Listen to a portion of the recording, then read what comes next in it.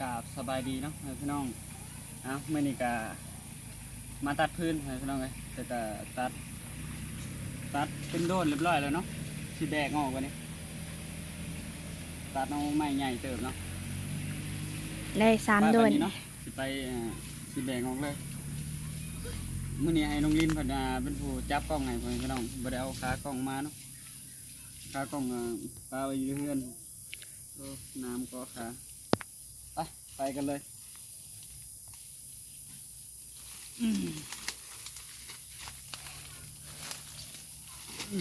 ไงแต่ว่าได้อยู่ว่าน้องนี่โบมาแบกไว้ทิ้งถ้วย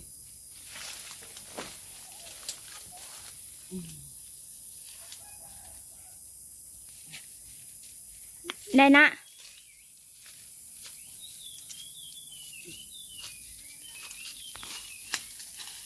ห้ำอย่าตันทางห้ำ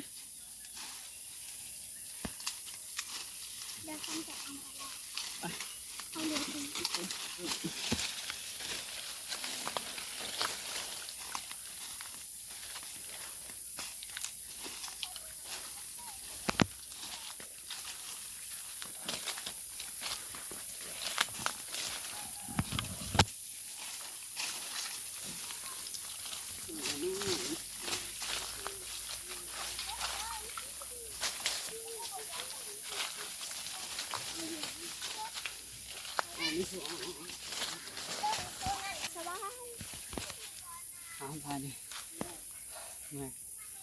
ไปต่อ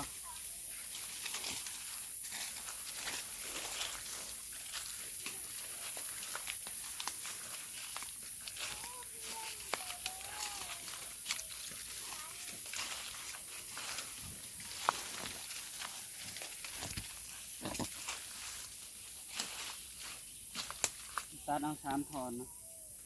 ถอนตัดเอายากพี่น้องทำนี้ก็น่าจะเต็มล่อเลยเนาะเติมกับไม้หน่อยพร้อมเอาใส่ล่อเนาะ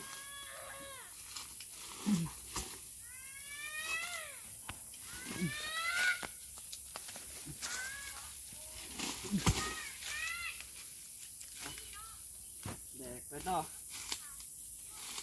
มีเรือ2 ลำ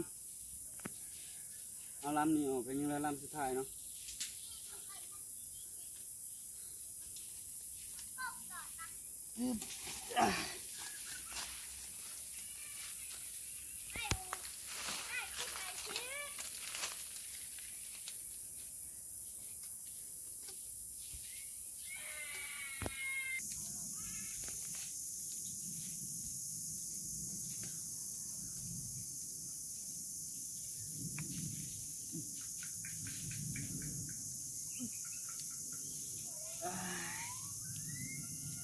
นักบ่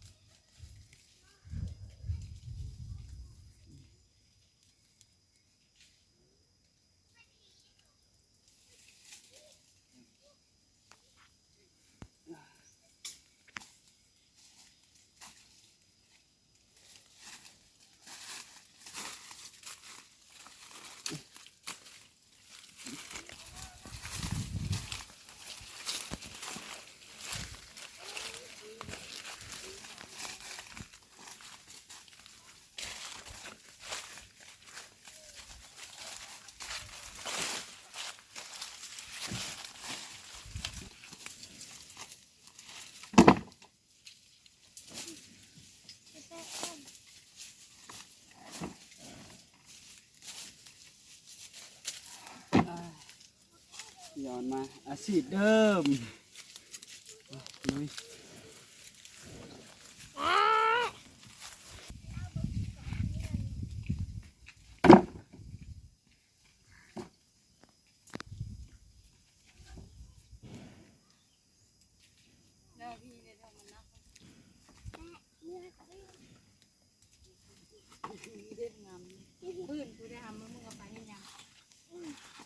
โอ้ย เขาบอกเอาไปหลายแบบทำพ่อกิน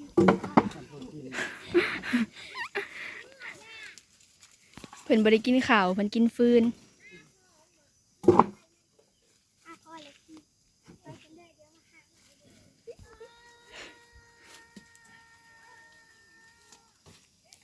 นี่ปืนมึงเดินใหญ่นี่แต่ว่าห้าม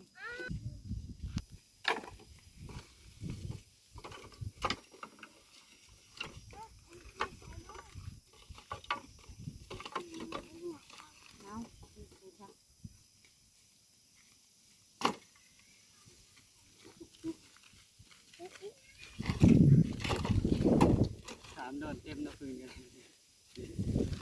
ฟืนโดนใหญ่บ่จัก 3โดนเต็มแล้วอันนี้โอ้ย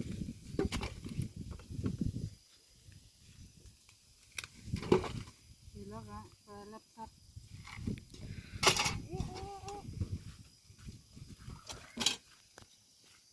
หวานนี่เนาะเรียบร้อยแล้วเดี๋ยวให้น้องลินเพิ่นอยู่กับทางแม่เนาะพี่น้องทางน้องทงก็เป็นผู้จับคลิปต่อบาทนี่ทางน้องทงก็แบกออกมาเรียบร้อยเนาะน้องจิงถ้วยมันก็ถือเลื่อยถือกระตาน้ำเนาะ เอากระตักน้ำไปเลย ตีนกระแตคักกันเลยอยู่จนบ่ไปเนาะ บ่ห้าม บ่เปลี่ยนหอนยางมาเลยทางนี้ก็ได้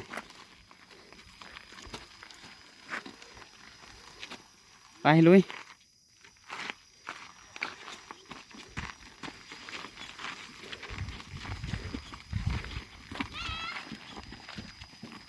ไปกับบ่ได้ไกลปานใดเนาะจากหม่องเอาพื้นสำสิบืนหล่อตีนหัวพี่น้องแม่ก็ยังไม่ได้เปลี่ยนเลยโดยตอนนี้ก็ใกล้สิฮอดเตาถ่านแล้วเนาะแดดแห้งอะไรเบิ่งแดดตา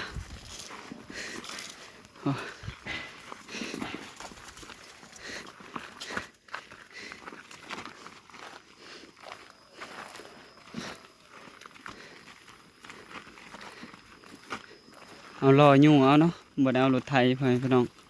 ทางบ่เฒ่ามันก็เมื่อเฮ็ดนาอยู่บ้านเลยก็เลยบ่ได้เอารถไถเอาล่อยุ่งเอา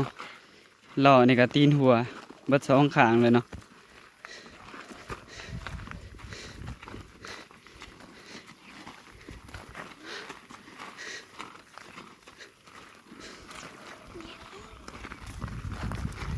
ไปเดี๋ยวพาไปเบิ่งว่าเป็นจังไดเนาะ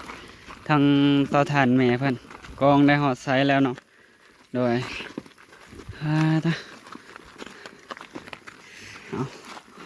ทางทงมาซอยแล้วจังได้ไว้แน่เนาะเลาะอันพื้นก็ได้จังได้ล่อหนึ่งไว้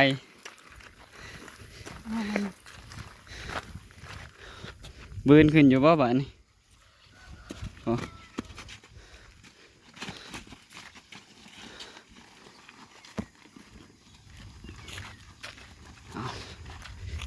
เคบ้านนี้เนาะมาหอดเตาถ่านเลยโอ้แดดฮ้อนแห้งกันแล้วเนาะผ้ากระดังฝนคือสิตกนี่เนาะโอ้ฮ้อนฮ้อน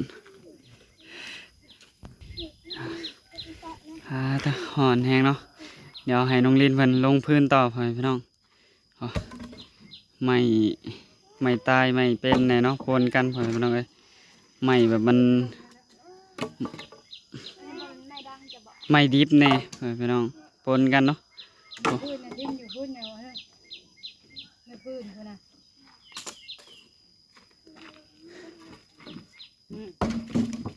เลยลิ้นเลย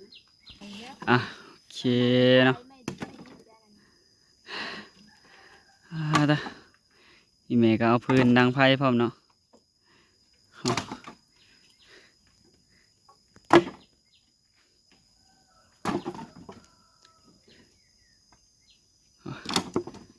เด้อแดดร้อนแห้ง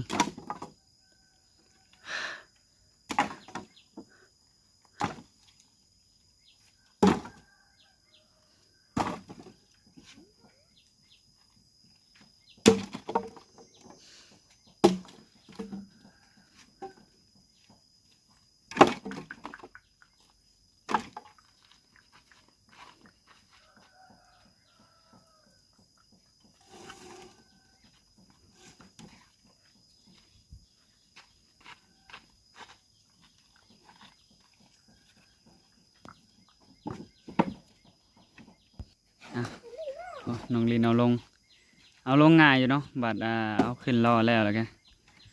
ยากปัดตอนเอาขึ้นล่อกับตัดเนี่ยมันยากเนี่ยเนาะตอนตัดก็ได้เพื่อสิขาดอ่ะโอเคเนาะ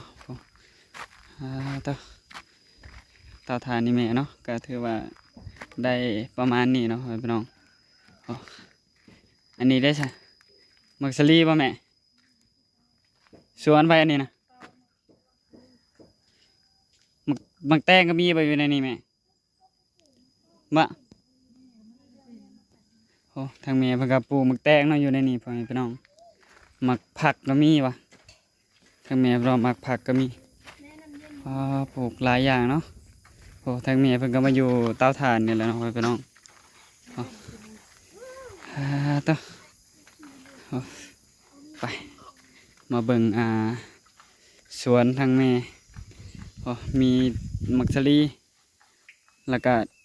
อีหยังแน่นี่ มักบวก ข้าวก็ปลูกใช่พ่อมวะนี่นะ เข้าไว้ยักษ์มาชิลี่ไว้ เอ้าต้นน้อยๆอันใด เออ มักซิลีคิดว่าข้าวคิดว่าต้นข้าวเนาะต้นมักซิลีต้นน้อยๆลำน้อย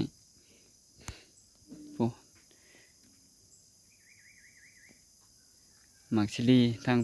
ไทยเพิ่นเอิ้นว่าข้าวโพดบ่หรือหยังวะแม่นบ่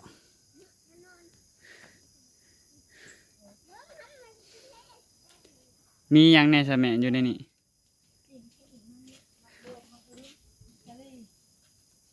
หมกบวบหมกหมกสลีเนาะทางเมียเพิ่นปลูกอยู่ในนี้ครบเลย มันต้นก็มีโอ้อาประตูขักแบบนี้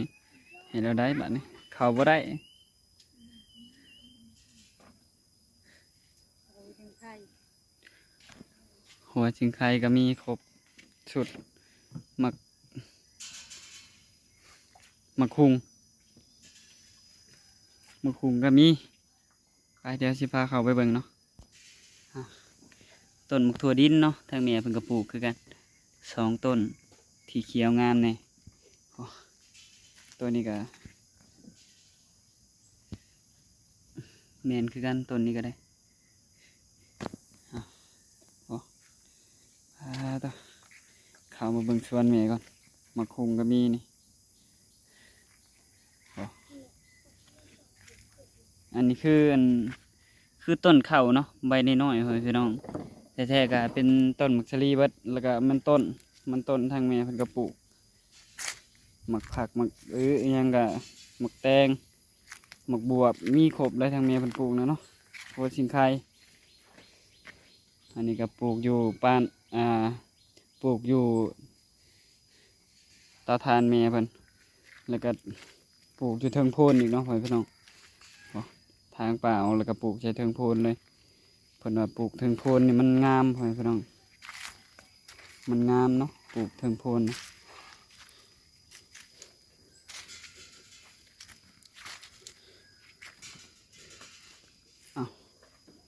โอเคเนาะทางน้องทงก็จะได้จบคลิปไว้เพียงเท่านี้เนาะเดี๋ยวมาพบมาขอกันในคลิปหน้าเนาะทางน้องทงว่าผิดพลาดประการใดก็ต้องขอโทษขออภัยในFCเบิร์ดทุกคนเนาะโดยก็ขอบคุณทางFCเบิร์ดทุกคนเนาะที่ให้กำลังใจ